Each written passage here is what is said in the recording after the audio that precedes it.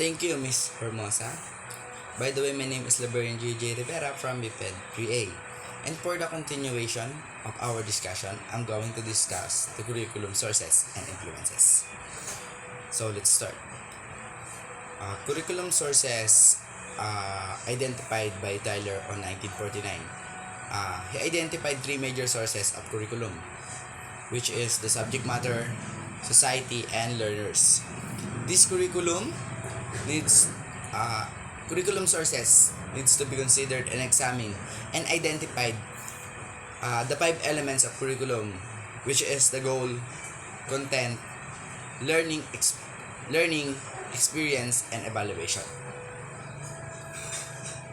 Um, so let's discuss the society as the sources of curriculum.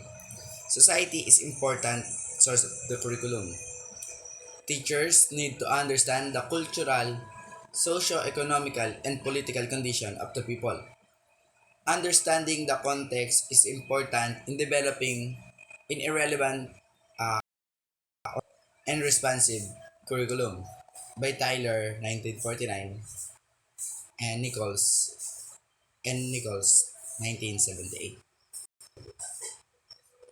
There are multiple societal changes uh, that must be taken into account for in the curriculum. Science and technology could continue to have impact on our daily lives. With the scientific discoveries, new technology, and new information arrive almost every minute of the day. The new economic world has issues and demand. For example, in order to provide or develop a world-class employees, 21st century skills and new forms of knowledge should be developed at the curriculum. The next is the learners as the source of curriculum. Knowledge about the learners is one of the major sources of the curriculum. Although the curriculum content is set by the Department of Education, Commission on Higher Education or CHED, or the Technical Education Skills Development Authority or TESDA. Educator and curriculum developers have tried to align the curriculum to the needs and nature of the student. Um, the best example of it is uh, the skills that the learners that need to develop. For example, on TESDA, they need to develop something that they um, can do. For example, on IT, they need to know more about information technology, and that will help the students to gain more knowledge about it.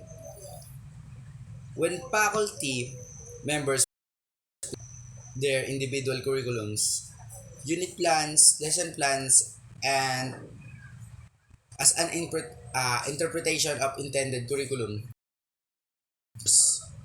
students, motivational types of level are the students from the different provinces have different cultures, language, learning styles, and needs.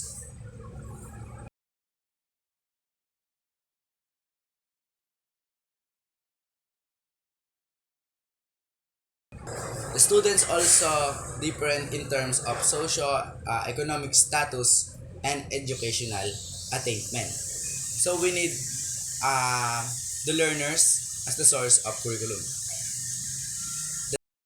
The discipline or subject matters as a source of curriculum. Tyler 1949 identified the nature of, of the discipline or subject matter as one of the main sources of the curriculum. Different subjects unit terms of designs and content. There are specific skills and content that should be emphasized in each disciplines.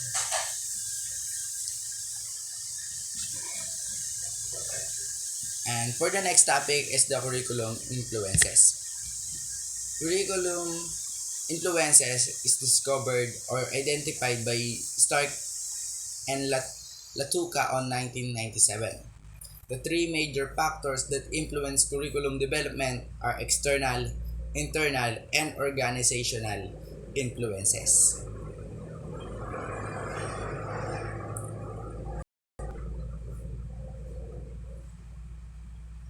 Understanding the different curriculum influences is useful in knowing the different factors that are needed in developing a curriculum. Excuse It provides the source of data and information for developing curriculum. Knowing these curriculum influences is useful in making the curriculum more relevant and responsive to educational system of the Philippines. And these are the identified curriculum influences that I will show you. The first is the students or learners. Second is the college philosophy, vision, mission. Third is K to 12, basic education curriculum. Fourth is the admission and rentation policy and school rules. Faculty members, school administrators, requirements from government agencies, licensure examination for higher education, accreditation standard, media and information communication technologies or ICT, church, school facilities, and other deep discipline of courses programs offered by the schools. And lastly, the student services.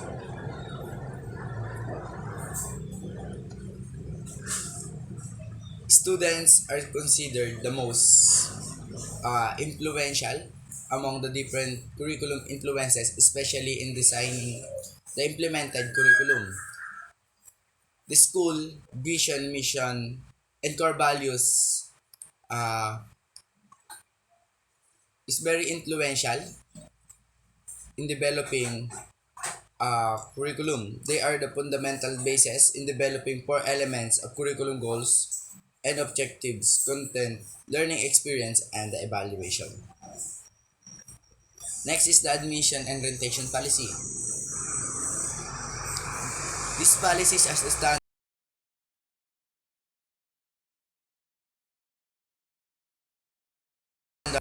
of the institution until they graduate. The next is the faculty. Faculty members bring with them with their educational background, experiences, expertise, and other personal and professional and political views on the institution. The next is the school administrator and board trustees. Uh, they play an important role in providing curriculum leadership in schools, colleges, and universities. Apart from setting and providing school rules, they administer the planning, implementation, and evaluation of the curriculum. The accrediting agencies, they are equally influential in basic education and in higher education like DepEd and CHED. Government policies and agencies. Uh, the, the respondents identified, excuse me, government policies and agencies as the most influential in the curriculum planning and development. Excuse me. The next is the demands. Market and demands needs of society. They are the needs of society that very influential in planning uh, and developing curriculum. It is imperative that the students are prepared in terms of knowledge, the needs and demands of the different institution of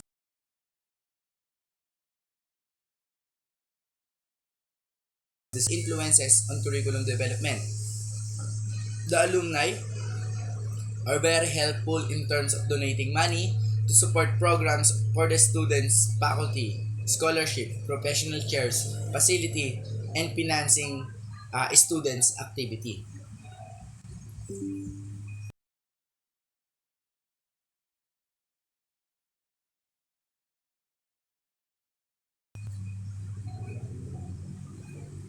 The ICT, the presence of the technology, especially the internet, as of now, enables students and teachers to access almost the information and learning. The church, the church for religious schools, the different religious orders and the church play. The schools also offer institutional such as Bible subject, theology, and Christian living subjects. These subjects are required to all students. And lastly, services. The last among the influences are existing student support system, uh, institutional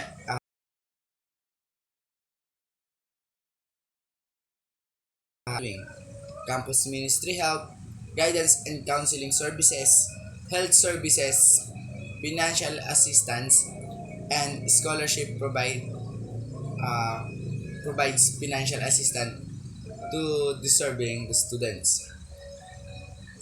And also the students